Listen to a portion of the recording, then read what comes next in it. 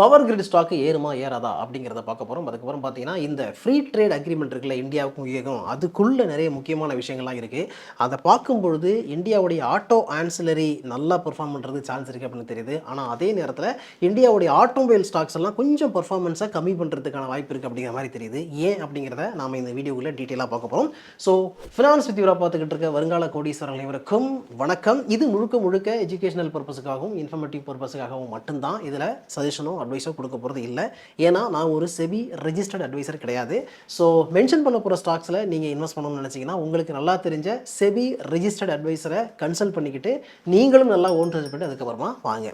And அடுத்த முக்கியமான matter, உங்களுக்கு இது வரைக்கும் டேர்ம் இன்சூரன்ஸ் இல்லை, ஹெல்த் இன்சூரன்ஸ் இல்லை, ரிட்டையர்மெண்ட் பிளான் எல்லாம் வேணும் அப்படின்னு நினச்சிங்கன்னா டோன்ட் வரி, ஸ்க்ரீனில் தெரியுற நம்பருக்கு உங்களுடைய டீட்டெயிலை வாட்ஸ்அப் பண்ணுங்கள். எங்கள் டீம் அதை உங்களுக்கு சிறப்பாக செஞ்சு கொடுக்குறது காத்துக்கிட்டு இருக்காங்க. எப்போ வருவீங்க அப்படின்னு காத்துக்கிட்டு இருக்காங்க. ஃபஸ்ட்டு நம்ம பவர்ஃபுல்லாக இருக்கணும் அப்படிங்கிறதுக்காக பவர் கிரில் ஸ்டார்ட் பண்ணுவோம். ஒரு டீசென்டான டிவிடெண்டை எப்போவுமே கொடுத்துக்கிட்டு இருக்க கம்பெனி தான் power grid stock. And also இந்த கம்பெனிக்கெல்லாம் வந்து எந்த காலத்துலையுமே அழிவு கிடையாதுங்க அப்படின்னு சொல்கிற மாதிரி ஒரு முக்கியமான ஸ்டாக்காக இருக்கிறது பவர் கிரிட் ஸ்டாக்கு. இப்போ ரீசெண்டாக பார்த்தீங்கன்னா பிப்ரவரி 9ஆம் தேதி ₹3.25 அப்படின்னு இன்டரிம் டிவிடெண்ட் கொடுத்தாங்க. அதுக்கு முன்னாடி நவம்பரில் ₹4.50 கொடுத்துருக்காங்க. இந்த மாதிரி வந்து டிவிடெண்ட் அப்பப்போ கொடுத்துக்கிட்டே இருப்பாங்க. பவர் கிரிட்டை பொறுத்த வரைக்கும் இந்தியாவில் இருக்கிற இந்த பவர் டிரான்ஸ்மிஷனில் ரொம்ப முக்கியமான ஒரு கம்பெனி. 1,83,174 சர்க்கியூட் கிலோமீட்டர் இவங்களுடைய டிரான்ஸ்மிஷன் லைன் கெப்பாசிட்டியாக இருக்குது. அதெல்லாம் சொன்னால் இந்த கம்பெனிலாம் எந்த காலத்துலையுமே அழிவு இல்லாத ஒரு கம்பெனின்னு. மற்றபடி இந்த கம்பெனி டீட்டெயில் எல்லாத்தையும் நீங்கள் உள்ளே போய் பார்த்துங்க. இப்போ என்ன மேட்டர் அப்படின்னு பார்த்தீங்கன்னா, இந்த கம்பெனியுடைய பாரோயிங் கெப்பாசிட்டியை இன்க்ரீஸ் பண்ணியிருக்காங்க. அதுக்கு வந்து போர்டு அப்ரூவல் கொடுத்துருக்கு. இதுக்கு முன்னாடி வந்து 1.8 லேக் crore இருந்ததை இப்போ வந்து 2.2 லேக் crore இன்க்ரீஸ் பண்ணிக்கலாம் அப்படின்னு அப்ரூவல் கொடுத்துருக்காங்க. அண்ட் ஆல்சோ போர்டு என்ன பண்ணுறாங்கன்னு பார்த்தீங்கன்னா, 500 மில்லியன் ஃபாரின் கரன்சி ஃபண்டை வந்து எக்ஸ்டர்னல் கமர்ஷியல் பாரோயிங் இசிபின்னு சொல்லுவாங்க, அதன் மூலமாக வாங்கிக்கலாம் அப்படின்னு சொல்லியிருக்காங்க. அதுக்கும் அப்ரூவல் கொடுத்துருக்காங்க. இப்போ இது வந்து பேங்க் ஆஃப் பரோடா மூலமாக நடக்க போகுது. இதனால் என்ன பெனிஃபிட் அப்படின்னு பார்த்தீங்கன்னா, இவங்க ஏற்கனவே நிறைய ப்ராஜெக்ட் வந்து அண்டர்டேக் பண்ணி வச்சுருப்பாங்க இல்லையா, அதெல்லாம் வேகமாக நடக்கும். டக்கு டக்குன்னு பணம் போகும், வேகமாக நடக்கும். எக்ஸ்பென்ஷன் பிளான் வந்து ரொம்ப ஈஸியாக நடக்கும் அப்படிங்கிறது இதில் இருக்கக்கூடிய ஒரு பாசிட்டிவான விஷயம். இப்போ கூட Udumalaipettai to Madurai 400 KV single circuit transmission லைனுக்கு வந்து ப்ராஜெக்ட் எடுத்துக்கிறாங்க. இதுக்கு வந்து 772 கோடிக்கு மேலே எஸ்டிமேட்டட் காஸ்ட் இருக்குது. அது இதன் மூலமாக ஈஸியாக நடக்கும் அப்படின்னு சொல்லலாம். இந்த ப்ராஜெக்ட் 2028 ஆகஸ்ட்டுக்குள்ளே நடக்கும் அப்படின்னு சொல்கிறாங்க. 30 மந்த் டேட் கொடுத்துருக்காங்க. அண்ட் இந்த கம்பெனியுடைய நெட் ப்ராஃபிட் பார்த்தீங்கன்னா இயர் ஆன் இயர் 9.7% இன்க்ரீஸ் ஆயிருக்கு. இந்த கம்பெனியுடைய எபிட்டா குறைஞ்சிருக்கு, 3% டிக்ளைன் ஆயிருக்கு லாஸ்ட் இயர் சேம் இருந்து இப்போ பார்க்கும்போது. அதே மாதிரி எபிட்டா மார்ஜினும் 83% 77% குறைஞ்சிருக்கு. யோசிச்சு பாருங்க, இந்த அளவுக்கு எபிட்டா மார்ஜின் இருக்கிற கம்பெனிலாம் ஒரு சில தான் இருக்கும். இந்த கம்பெனி, அதுக்கப்புறம் வந்து இந்த பிஎஃப்சி ஐஆர்எஃப்சி எல்லாம் சொல்லுவாங்கல்ல, அந்த மாதிரியான கம்பெனிலாம் இந்த மாதிரியான எபிட்டா இருக்கும். ஏன்னா பெரிய அளவு உங்களுக்கு வந்து செலவு இருக்காது. ஒன்ஸ் அதை வந்து போட்டாங்கன்னா போட்டால் தான் பல வருஷத்துக்கு அது அப்படியே இருக்கும். ஸோ அதுக்கான இன்வெஸ்ட்மெண்ட் மட்டும் தான் அவங்க பண்ண வேண்டியிருக்கும். ஸோ இது எல்லாத்துக்குமே, அதாவது இந்த லோன் அமௌண்ட்டை இன்க்ரீஸ் பண்ணுறது, அதுக்கப்புறம் $500 மில்லியன் இசிபி எக்ஸ்போஷர், இது எல்லாத்துக்குமே வந்து ஏஜிஎம் அப்ரூவல் கொடுத்துட்டாங்க. அதுக்கப்புறம் இருக்கக்கூடிய ஷேர் ஹோல்டர் அப்ரூவல் வரணும். அதுக்கப்புறம் வந்து இது எல்லாமே ரெடி ஆகிடும்னு சொல்லலாம். இதில் நெகட்டிவான இம்பாக்ட் அப்படிங்கிறது பெரிய அளவு கிடையாது. இவங்களுடைய லோன் எக்ஸ்போசர் அதிகரிக்குது, அதனால வந்து பாரோயிங் அமௌண்ட்டுங்கிறது, அதாவது இன்ட்ரெஸ்ட் பேமெண்ட் எல்லாமே இன்க்ரீஸ் ஆகுங்கிறது உண்மைதான். ஆனால் லாங் டேர்மில் பார்த்தீங்கன்னா இவங்களுடைய கெபெக்ஸுக்கு வந்து அதை இன்வெஸ்ட் பண்ணுவாங்க. ஸோ இவங்களுடைய அந்த டிரான்ஸ்மிஷன் லைன்லாம் இன்க்ரீஸ் ஆகும். அதனால் வந்து கம்பெனிக்கு இது பெனிஃபிட்டாக தான் அமைய போகுது, அதில் மாற்றுக்கிறது இல்லை. சின்ன சின்ன மைனர் இஷ்யூஸ் வந்து ஹை டெட் அப்படின்னு போகும்போது வர்றதுக்கு வாய்ப்பு இருக்குது. பட் அது மேனேஜ் பண்ணக்கூடிய கம்பெனி தான். ஏன்னா இப்போது இந்த கம்பெனியுடைய ஃபண்டமெண்டல் பார்த்தீங்கன்னு வச்சுக்கோங்களேன், கன்சிஸ்டண்ட்டாக நல்ல க்ரோத்தில் இருக்கக்கூடிய ஒரு கம்பெனி. 2016 பார்த்தீங்கன்னா 20,652 கோடியாக இருந்த ரெவன்யூ வந்து இப்போது 46,733 கோடியாக இன்க்ரீஸ் ஆகிருக்கு. அடுத்தது ஆப்ரேட்டிங் ப்ராஃபிட் 18,000 கோடியிலிருந்து 35,000 கோடியாக இன்க்ரீஸ் ஆகிருக்கு. மார்ஜின் 88%, 75% அந்த மாதிரி மெயின்டைன் பண்ணிருக்காங்க. நெட் ப்ராஃபிட் வந்து 5,959 கோடியாக இருந்தது, இப்போ 15,928 கோடியாக இன்க்ரீஸ் ஆகிருக்கு.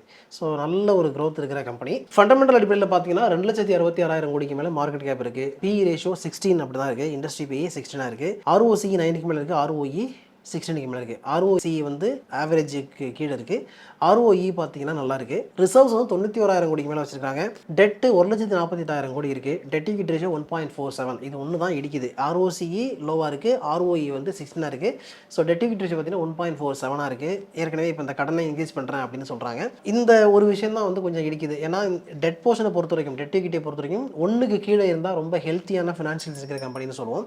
பட் இது 1.47 அப்படிங்கிறது அது நம்ம கொஞ்சம் ரெட் அலர்ட்டை கொடுக்குற மாதிரி இருக்குது. ஆனால் இதை மேனேஜ் பண்ணக்கூடிய கம்பெனியாக தான் இந்த கம்பெனி இருக்கும். இதுக்கு முன்னாடி அப்படி தான் பண்ணியிருக்காங்க. அது ஃபேஸ் வேல்யூ 10 ரூபாய் இருக்குது. ஸ்பிளிட் கொடுத்தாங்கன்னா இப்போ இருக்கிற ஸ்டாக்கு 10 பிரியும். ஹையஸ்ட் பிரைஸ் 52 வாரங்கள் 325, லோவஸ்ட் பிரைஸ் 250, இப்போ 280 ரூபா ரேஞ்சில் ட்ரேட் ஆகிட்டு இருக்கு. அடுத்த முக்கியமான மேட்டர் இது அப்படின்னு பார்த்தீங்கன்னா, இந்த India UK comprehensive economic trade agreement CETA அப்படிங்கிறது தான். இது வந்து ஜூலை மாதம் 15ஆம் தேதியில இருந்து அமலுக்கு வருது. ஸோ அப்படி அமலுக்கு வந்துருச்சுன்னு வச்சுக்கோங்களேன், அவ்வளோதான். உங்களுக்கு ஸ்காட்ச் விஸ்கி வேணுமா, ரொம்ப கம்மியான ப்ரைஸில் வாங்கிக்கலாம் அப்படின்னு நீங்கள் ஜாலியாக வாங்கலாம். ஏன்னா இந்தியாவில் இருந்து யூகேக்கு அண்ட் யூகே தொடர்புடைய நாடுகளுக்கு ஏற்றுமதி பண்ணக்கூடிய பொருட்களுக்கு வந்து நிறைய பொருட்களுக்கு வரியே கிடையாது அப்படிங்கிற மாதிரி பண்ணியிருக்கிறாங்க. அதுக்கப்புறம் அங்கேருந்து நம்ம இம்போர்ட் பண்ணக்கூடிய கார்ஸாக இருக்கட்டும், இந்த மாதிரி சரக்கு போன்ற வகைகள், இது எல்லாத்துக்குமே ரொம்ப டேக்ஸ் எல்லாம் குறைச்சிருக்கிறாங்க. அதனால இப்போதைக்கு வந்து நானும் ஃபாரின் காரண்டா, நானும் யூகே காரண்டா அப்படின்ற மாதிரி அடிக்கடி நீங்கள் சிங்கிள் மால்ட் விஸ்கி குடிக்கிறதுக்கு ஆசைப்படலாம். ரேட்டு வந்து கம்மியாக இருக்கும் போது அங்கே இருந்து நாம் இறக்குமதி பண்ணக்கூடிய யூகே பேஸ்டு கார்ஸுக்கெல்லாம் 110% இந்தியா இம்போர்ட் டியூட்டி போட்டுட்டு இருந்தாங்க. அதனால தான் வந்து எல்லா லக்ஸுரி காருமே பார்த்தீங்கன்னா உங்களுக்கு டபுள் த ப்ரைஸ் கொடுத்து வாங்குற மாதிரி இருக்கும். இப்போ நீங்கள் ரோல்ஸ் ராய்ஸ் கார் வாங்கணும், ஒரு BMW கார் வாங்கணும், இம்போர்ட் பண்ணணும் அப்படின்னு பார்த்தீங்கன்னா காருடைய விலை என்ன இருக்கோ அதில் டபுள் அமௌண்ட் கொடுத்து வாங்குற மாதிரி இருக்கும். 30 லட்ச ரூபா கார் இருக்குன்னா நீங்கள் 60 லட்சம் 70 லட்சம் கொடுத்தீங்க வாங்குற மாதிரி இருந்துச்சு. இதை வந்து ரெடியூஸ் பண்ணுறாங்க. இது வந்து 110% இருந்து 10% குறையுது. ஸோ இந்த மாதிரி இம்போர்ட் டியூட்டியை குறைக்கிறதுனால நிறைய ஃபாரின் கார்ஸ் எல்லாம் இந்தியாவுக்குள்ளே இதுக்கப்புறம் வர ஆரம்பிக்கும். ஏற்கனவே வருது, இருந்தாலும் ரொம்ப அதிகமாக வர ஆரம்பிக்கும். அதே மாதிரி ஒயின், அதுக்கப்புறம் ஆல்கஹாலிக் பெவரேஜஸ் எல்லாத்துக்குமே 150% கிட்ட இருந்த டேக்ஸை இப்போ 75% பாதிக்கு பாதியாக குறைக்கிறாங்க. அதனால தான் கம்மியான ப்ரைஸில் விஸ்கி ஒயினெல்லாம் கிடைக்கும்னு சொல்கிறாங்க. இதுக்குள்ளே நிறைய விஷயங்கள் இருக்குது. இந்த அக்ரிமெண்ட் பற்றி நம்ம இன்னொரு நாள் டீட்டெயிலாக பேசுவோம். ஆனால் இப்போ நான் சொல்ல வந்த விஷயம் என்ன அப்படின்னு பார்த்தீங்கன்னா, இப்போ நிறைய இம்போர்ட்டட் கார்ஸ்க்கு வந்து 110% இருந்த டியூட்டியை 10% ரெடியூஸ் பண்ணுறாங்கல்ல. அப்படி ரெடியூஸ் பண்ணுறதுனால இந்தியன் மார்க்கெட்டில் எக்ஸிஸ்டிங் பிளேயராக இருக்கக்கூடிய டொமஸ்டிக் பிளேயர்ஸ் பாதிக்கப்படுவாங்களா அப்படின்னு கேட்டிங்கன்னா, எஸ், நிச்சயமாக பாதிக்கப்படுவாங்க. ஆனால் பெரிய அளவில் அதோட இம்பாக்ட் இருக்காதுன்னு சொல்கிறாங்க. ஏன்னா இவங்க வந்து ஒரு கோட்டா வச்சுருக்காங்க. அதாவது ஒரு வருஷத்துக்கு இத்தனை கார் தான் இந்தியா வந்து இம்போர்ட் பண்ணணும், அதுக்கு மேலே போணுச்சுன்னா இந்த டியூட்டி வந்து அப்ளை ஆகுங்கிற மாதிரி சொல்கிறாங்க. அதாவது ஹையஸ்ட் டியூட்டி அப்ளை ஆகுன்ற மாதிரி வச்சுருக்காங்கன்னு நினைக்கிறேன்.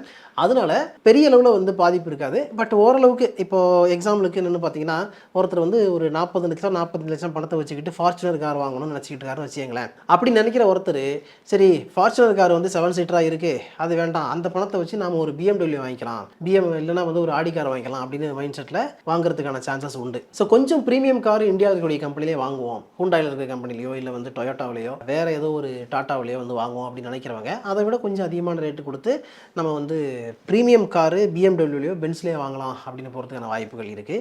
பென்ட்லி கார் வாங்கலாம் அப்படிங்கிற நினைக்கிறதுக்கான வாய்ப்புகள் இருக்குன்னு நினைக்கிறேன். ஸோ இந்த மாதிரி விஷயங்களை பார்க்க வேண்டியிருக்கு. அடுத்த கட்டமாக என்ன அப்படின்னா, இப்போ நமக்கு வந்து இதில் 2 ஆப்ஷன் இருக்குங்க. ஒன்று என்னன்னா, இந்தியாவில் ஆட்டோமொபைல் செக்டாருடைய க்ரோத் எப்படி இருக்குது அப்படின்னு பார்த்துட்டு ஏற்கனவே இன்வெஸ்ட் பண்ணிட்டு இருந்தவங்க வந்து அதுலேருந்து கொஞ்சம் ஸ்விட்ச் ஓவர் பண்ணி ஆட்டோ ஆன்சிலரிக்கு போகலாமா அப்படின்னு திங்க் பண்ணலாம்னு நினைக்கிறேன். ஏன்னா இந்த மாதிரி பிரிட்டிஷ் OEMக்கு நிறைய கம்பெனிஸ்க்கு இந்தியாவில் இருக்கிற கம்பெனிஸ் என்ன பண்ணுறாங்கன்னா ஆட்டோ ஆன்சிலரிலாம் சப்ளை பண்ணுறாங்க. அதனால இந்தியாவில் வந்து அவங்க நிறைய கார்களை விற்கும் பொழுது அதனுடைய பார்ட்ஸ் எல்லாமே வந்து டேமேஜ் ஆகுதுன்னா இங்கேருந்து தான் வாங்கி ஆகணும். அதனால இந்த செக்மெண்ட் வந்து நல்லா பெர்ஃபார்ம் ஆகணும்னு நினைக்கிறேன். அதாவது ஆட்டோ ஆன்சிலரி நல்லா பெர்ஃபார்ம் ஆகணும்னு நினைக்கிறேன். ஸோ அந்த அடிப்படையில் இந்த ஃப்ரீ ட்ரேட் அக்ரிமெண்ட் வந்து ஒரு பக்கம் இந்தியன் ஆட்டோமொபைல் செக்டாருக்கு கொஞ்சம் பயத்தை காட்டுற மாதிரி இம்பாக்டை கிரியேட் பண்ணுற மாதிரி இருந்தால் கூட ஆட்டோ ஆன்சிலரி நல்லா பெர்ஃபார்ம் பண்ணுறதுக்கு ரொம்ப நல்லா பெர்ஃபார்ம் பண்ணுறது நிறைய வாய்ப்புகள் இருக்கு அப்படின்னு தெரியுது. அதனால தான் இப்போ நான் சொல்லிட்டு இருக்கேன். இப்போ இதுக்குள்ள எந்தெந்த கம்பெனிஸ் எல்லாம் வருது அப்படின்னு நம்ம எட்டி பார்த்தோம்னா, சாமவர்தனா மதர்சன்ஸ் இன்டர்நேஷனல் இருக்கிறாங்க. இந்த கம்பெனி நிறைய ஒரிஜினல் எக்யூப்மெண்ட் மேனுஃபேக்சர்ஸ்க்கு வந்து வயரிங் ஹார்னஸ் பண்றது, மற்ற வேலைகளை பண்றது எல்லாத்தையும் பண்ணிட்டு இருக்காங்க. அடுத்தது பார்த்தீங்கன்னா பாரத் ஃபோர்ஜ் கம்பெனி இருக்காங்க.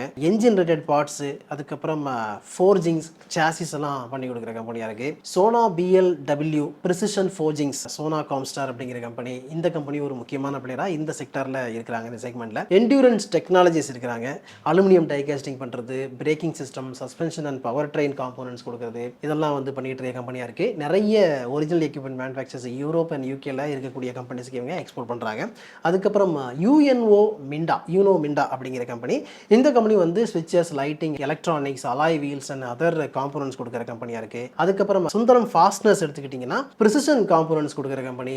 இந்த கம்பெனியும் முக்கியமான ஒரு கம்பெனியாக இருக்குது. வீல்ஸ் இந்தியா சொல்லலாம். வீல்ஸ் இந்தியா பார்த்தீங்கன்னா இவங்களும் வந்து supply supply chain servicing to global OEM and aftermarket customers அப்படின்னு கொடுத்துருக்காங்க. அதுக்கப்புறம் ஃபோர்ஜிங்ஸ் இருக்கு. இந்த கம்பெனி வந்து நிறைய யூகே லிங்க்டு கம்பெனிஸ்க்கு ஆட்டோ ஆன்சிலரி பார்ட்ஸ் கொடுக்குற கம்பெனி. அதுக்கப்புறம் ரானே குரூப் கம்பெனிஸ், அதாவது Rane holdings, Rane brake lining, Rane engine valve இதெல்லாம் இருக்கு. கிராஃப்ட்ஸ்மேன் ஆட்டோமேஷன் அப்படிங்கிற கம்பெனி இருக்கு. Machined components, aluminium product, powertrain parts எல்லாம் கொடுக்குற கம்பெனி. அதனால இந்த கம்பெனிஸ் எல்லாம் பெஸ்ட் பெர்ஃபார்மன்ஸ் கொடுக்கறதுக்கு சான்சஸ் இருக்கு அப்படின்னு எனக்கு தோணுது. ஸோ நம்ம என்ன பண்ணலாம்னா ஆட்டோ செக்டாரில் வந்து எது நல்லா இருக்கோ அதில் ஒரு இதை வச்சுக்கிறோமா, அதுக்கப்புறம் வந்து ஆட்டோ ஆன்சிலரிக்குள்ளே கவனம் செலுத்தும் பொழுது இந்த ஃப்ரீ ட்ரேட் அக்ரிமெண்ட் வந்து நமக்கு சப்போர்ட் பண்ணும் அப்படின்னு நினைக்கிறேன். அதனால தான் இதெல்லாம் சொல்லியிருக்கேன். ஸோ இன்னொரு நாள் வந்து நம்ம இந்த கம்பெனிஸுடைய ஓவரால் ஃபண்டமெண்டல் எப்படி இருக்குது அப்படிங்கிறத பார்க்கலாம். அதாவது விருப்பப்பட்டீங்கன்னா கமெண்ட்ஸில் சொல்லுங்கள், நான் வந்து அதை பற்றி டீட்டெயிலாக உங்களுக்கு கொடுக்குறேன் எது பெஸ்ட்டாக இருக்குது அப்படின்ட்டு. இல்லைன்னா பரவாயில்ல, லூஸில் விட்டுறலாம். ஓகேவா? ஸோ இது வந்து முழுக்க எஜுகேஷனல் பர்பஸுக்காகவும் இன்ஃபர்மேட்டிவ் பர்பஸுக்காக மட்டும்தான். இதில் சஜஷனும் அட்வைஸும் கொடுக்கப்படவில்லை. ஏன்னா நான் ஒரு செபி ரெஜிஸ்டர்ட் அட்வைசர் கிடையாது. அதனால் மென்ஷன் பண்ணியிருக்க ஸ்டாக்ஸை நீங்கள் வாங்கணும்னு நினச்சிங்கன்னா உங்களுக்கு நல்லா தெரிஞ்ச ஒரு செபி ரெஜிஸ்டர்ட் அட்வைசரை கேட்டுக்கிட்டு நீங்களும் நல்லா ஓன் ட்ரெஸ் பண்ணிட்டு அதுக்கப்புறமா இன்வெஸ்ட் பண்ணுங்கள். இதே மாதிரி அடுத்த ஒரு நல்ல மீட் பண்ணும். அது வரைக்கும் உங்கள் நீங்கள் பத்திரம் பார்த்துங்க. Thank you so much.